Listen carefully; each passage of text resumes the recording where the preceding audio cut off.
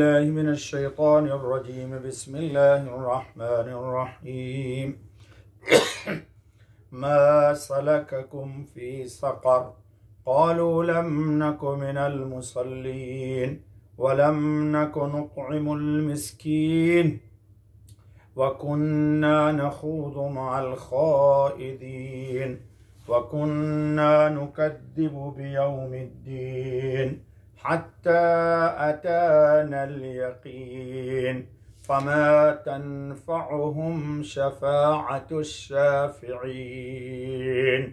सदक़ल्लाहुल अज़ीम।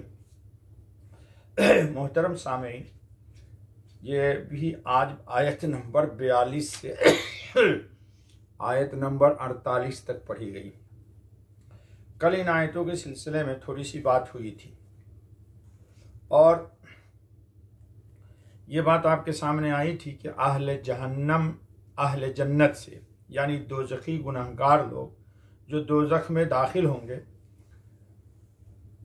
जी ये अहले जन्नत उनसे सवाल करेंगे कि मा सलककुम फी सक़र, अरे तुमको क्या हो गया, तुम तो बड़े अक्लमंद, दाना, होशमंद, बड़े बड़े इंजीनियर, आईटी के टॉपर और पता नहीं क्या और क्या और क्या और क्या सब थे, लेकिन तुम सब चीज़ को पा गए इलेक्ट्रॉनिक दुनिया में, लेकिन तुम अल्लाह को नहीं पा सके, तो जहन्नम में क्यों चले गए तुम? तो दोज़खी जहन्नमी चार बात कहेंगे। सबसे पहली बात यह कि हम नमाज नहीं पढ़ते थे, दूसरी ये कि हम मिस्कीन को खाना नहीं खिलाते थे, तीसरी बात ये कहेंगे कि कुन्ना नखूज़ माल खाइज़ीन,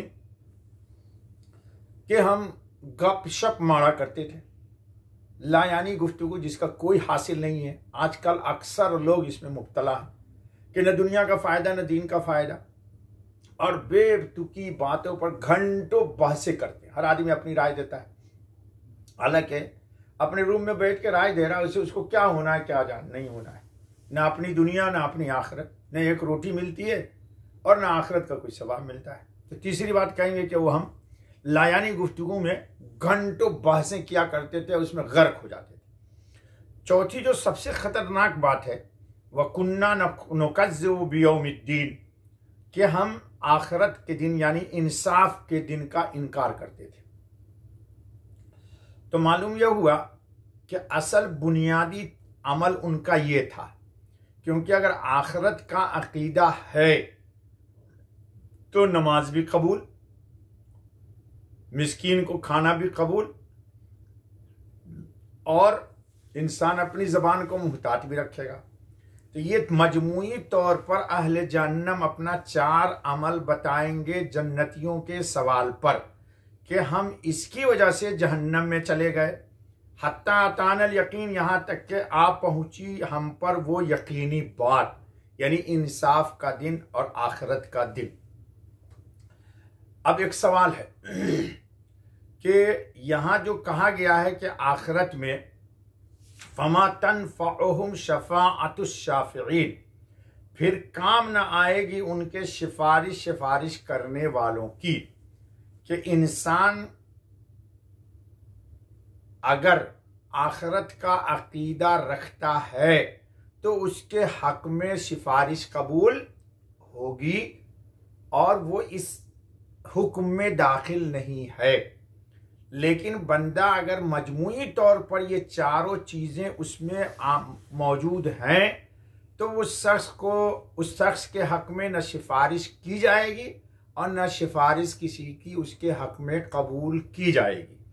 चूँकि रिवायत इतनी मशहूर है और फिर कुरान करीम की आयतें भी आ रही हैं कि अंबिया अलैहिमुस्सलात व तस्लीम सिफारिश करेंगे, और कुरान ही में है कि इल्ला बिइज़्नी, सिफारिश की जाएगी अल्लाह के अम्र से।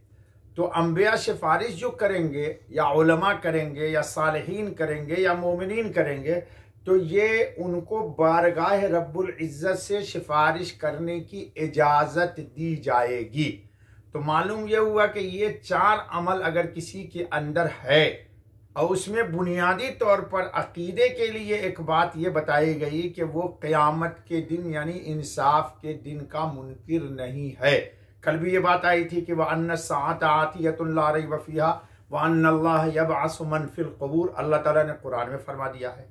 तो ये गोया के चारों अमल उसमें बुनियादी तौर पर थे कि नमाज भी नहीं पढ़ता था, क्यों? कि अकीदा आखिरत का नहीं था। मिस्कीन को कभी खाना नहीं खिलाता था, चूंकि आखिरत का यकीन नहीं था। मुसलमानों को यकीन है कि हम अगर किसी को एक पैसा देते हैं, पैसे तो दूर की बात है, अच्छी गुफ्तगू किसी को कह देते हैं, और इससे भी हट करके मुसलमान अगर किसी मुसलमान को ईमान वाला किसी ईमान वाले को देख के मुस्कुरा देता है और खुश दिल चेहरे के साथ उसको देखता है, तो हजरत खातमुन नबी सल्लल्लाहु अलैहि वसल्लम ने फरमाया कि ये भी बारगाह रब्बुल इज्जत में इंसान की नेकी है।